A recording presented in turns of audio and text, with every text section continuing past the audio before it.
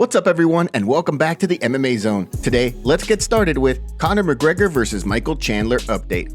As the days tick on, there's been plenty of speculation among fans regarding when they will receive updates on a potential fight between Conor McGregor and Michael Chandler. With season 31 of The Ultimate Fighter underway, and McGregor's team still looking for their first win, it's been reported that the lightweight and bantamweight finale bouts will take place on the UFC 292 card in Boston. Despite that, there's been little news regarding when or if McGregor and Chandler will fight.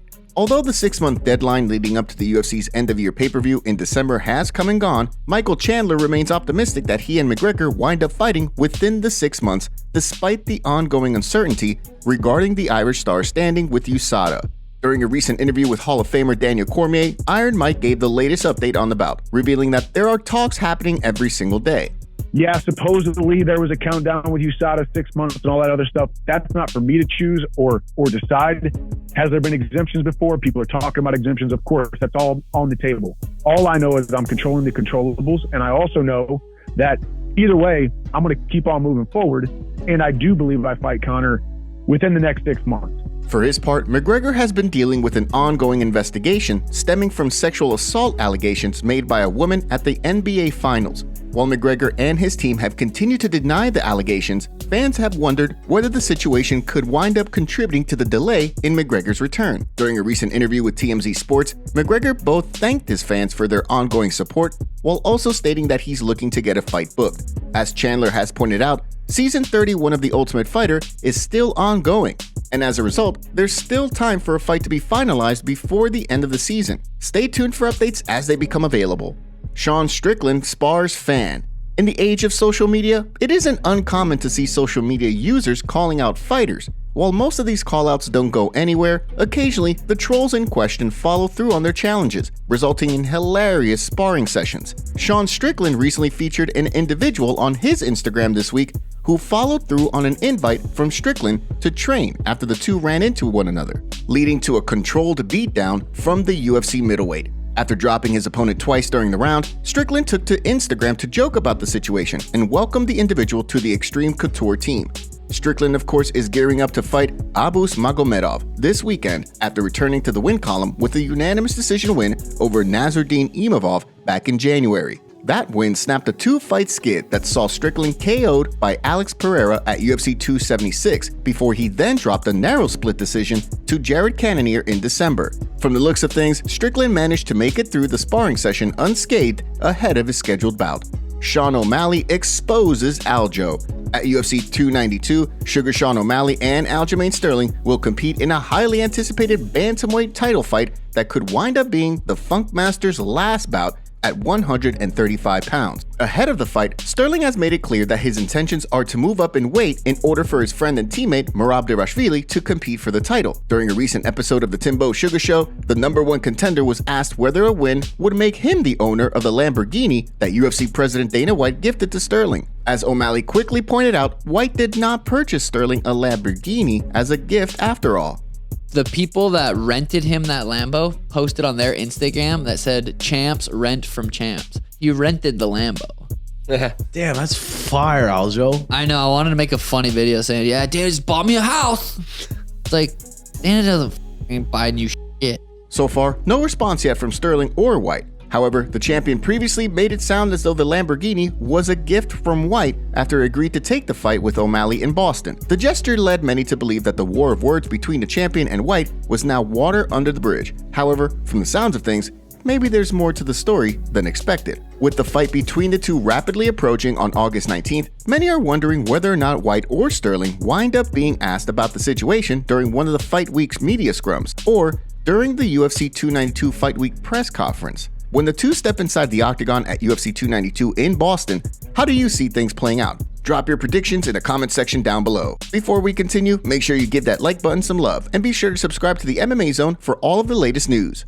Big John McCarthy slams potential Musk versus Zuckerberg fight. While UFC President Dana White works behind the scenes on a potential scrap between billionaires Elon Musk and Mark Zuckerberg, the MMA community seems less than enthusiastic about the bout. After his win in Jacksonville on Saturday, Jack Jenkins was asked about the potential fight. Quickly, the fan favorite stated that he thought the idea of a fight between Musk and Zuckerberg was stupid, given that neither man was a fighter. Apparently, longtime referee and Bellator MMA commentator Big John McCarthy feels the same way. During a recent episode of his Weighing In podcast with Josh Thompson, McCarthy reacted to Dana White recently shooting down a fan who called a bout between Musk and Zuckerberg a gimmick. Well, if that's not a gimmick fight, I don't know what is. But people have this idea that they want to see something. You don't want to see this. This would be an embarrassment. This is, it's like watching old people fuck. You think you want to see it until all of a sudden it's in front of you. Although White has continued to work behind the scenes on the potential bout, Musk's mother has recently taken to Twitter to cancel the bout, saying in a series of tweets that she only wants to see the two sides fight with their words in a battle of wit.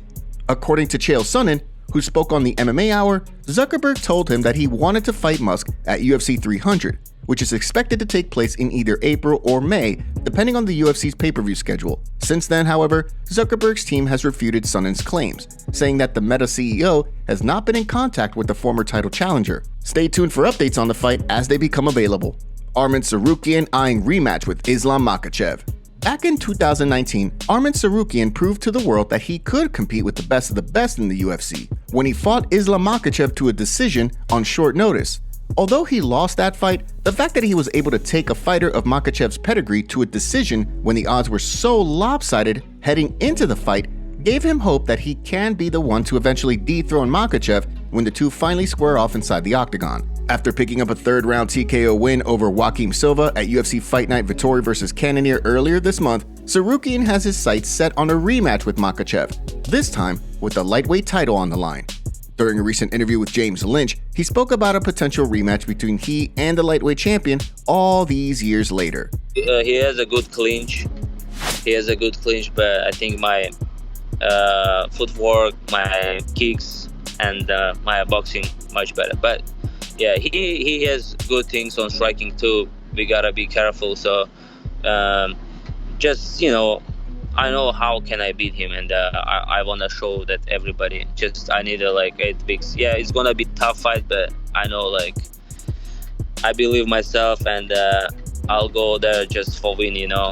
Currently, Tsarukyan is ranked 8th in the UFC's lightweight division. With a 2-fight win streak under his belt, who do you want to see him compete against next? And now for our breaking news story of the day. We have a UFC fighter getting suspended for PEDs. USADA came out today and confirmed the suspension of Braxton Smith for administration of testosterone or something similar. This is from a pair of samples taken in April and early May, as well as from a sample taken on the day of his Octagon debut loss to Parker Porter at UFC 288. He won't be eligible to fight again until April 19th, 2025. What do you think of this situation? Let us know in the comments below. Israel Adesanya reacts to recent Alex Pereira footage from Walmart. Longtime rivals Israel Adesanya and Alex Pereira have been much friendlier with one another as of late. With Pereira set to move up to light heavyweight, both men seem to be in agreement that there's no need for hostilities or bitter feelings towards one another. While they know their paths will likely cross again in the future, depending on how things play out for Poatan at 205 pounds, Adesanya recently voiced his support for Pereira after the former 2-division Glory Kickboxing champion shared footage of himself on social media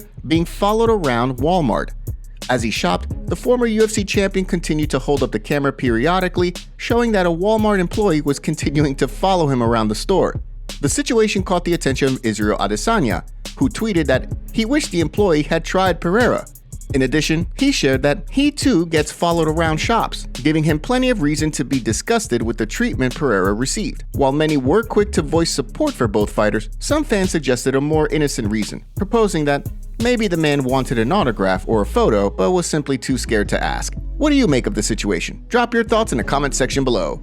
Thanks for watching the video. Make sure to subscribe and click the notification bell to stay up to date with MMA news every day. Here are the top comments from yesterday's video. They need to get rid of warnings for eye pokes and cage grabs, immediate point deductions. Fighters should learn to train with unopened hands. Conor, I want the new gloves for my next fight. Dana, okay guys, we care about fighter safety. For Conor's next fight, we invented our own gloves. Anik doesn't realize Cejudo went out on top, so he has the credibility to cut the line. Rousey went out after being finished in back-to-back fights. New gloves are a pretty easy fix, and yet Dana is still pushing against it. Makes absolutely no sense at all. And those were the top comments from yesterday's video. If you want to be featured on our next video, make sure to leave a comment and don't forget to check out yesterday's video in case you missed it.